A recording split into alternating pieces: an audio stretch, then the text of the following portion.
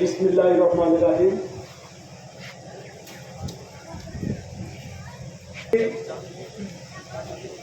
জেলা বিএনপি সংগ্রামী যুগ্ম সম্পাদক, সদর উপজেলা বিএনপি সংগ্রামী আমৃত সভাপতি, নরসিংদী জেলা ছাত্রদলের সাবেক সাধারণ সম্পাদক মরহুম নুর ইসলাম ভাইয়ের মৃত্যুবার্ষিকী উপলক্ষে উপস্থিত আছেন।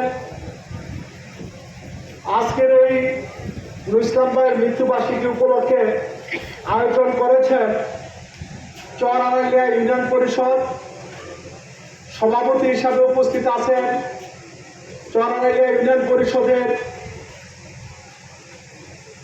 সাধারণ মানুষের ভোটে নির্বাচিত চেয়ারম্যান জনাব মাসুদুজ্জামান। উপস্থিত আছেন চরআড়াইলিয়ার কৃতি সন্তান, আমার অভিভাবক, যার হাত ধরে আমি রাজনীতি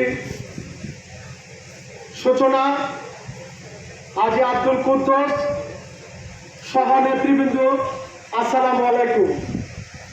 প্রিয় ভাইরা, আপনারা জানেন মরহুম নুর ইসলাম ভাই আমাদের পরিবারে একজন অভিভাবক ছিলেন।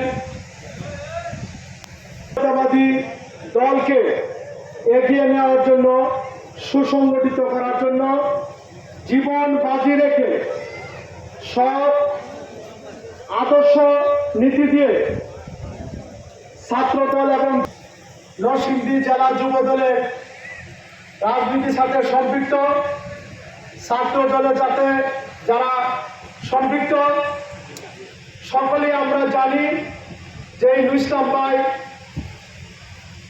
ছাত্রদল এবং যুব দলকে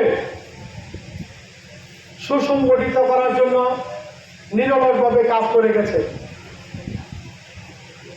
ওনার জীবনে আন্দোলন, সংগ্রাম, নির্যাতন, নিপীড়ন এবং ফ্যাসিস্ট হাসিনার সরকারের আমলে আপনারা জানেন ওনাকে ক্রস ফায়ার দেওয়ার জন্য বহুবার চেষ্টা করেছেন, বারবার জেলখানায় নিয়ে গ্রেফতার করেছেন, রিমান্ডের নামে অমানবিক নির্যাতন করেছেন, এমনকি জয়েন্ট ইন্টারোগেশন ছেলে নিয়ে ঢাকা তাকে রিমান্ডের নামে অমানবিক নির্যাতন করেছেন। প্রিয় ভাইরা, আপনারা জানেন যে আমি ওনার একজন সহযোদ্ধা হিসাবে, ওনার একজন কর্মী হিসাবে ওনাকে অনেক কাছ থেকে দেখার আমার সৌভাগ্য হয়েছিল। বর্তমান যমুনা এমন একজন সাহসী এবং ন্যায়পরায়ণ রাজনীতিতে অনেক কম আছে। উনি যে কোনো কর্মী, বিএনপির সর্বস্তরের নেতা কর্মীদেরকে সবসময় ফোনে বা সাক্ষাতে কথা হলে জিজ্ঞাসা করতো, কি তুমি কেমন আছো, তুই কেমন আছিস, তোর বাপ তোর ছেলে। আমি অন্য কোনো নেতার মধ্যে, অন্য কোনো কর্মীর মধ্যে এই ঘটনা বা এরকম ভাবে কুশল বিনিময় করা কোনো নেতার মধ্যে নাই। এটা মনে হয় হয়তো আমার সাথে নরসিংদী জেলা জাতীয়তাবাদী দলের সমস্ত নেতাকর্মী একমত হবে। প্রিয় ভাইয়েরা, আমি একটি কথা বলবো, আমরা যখন একটি হত্যা মামলা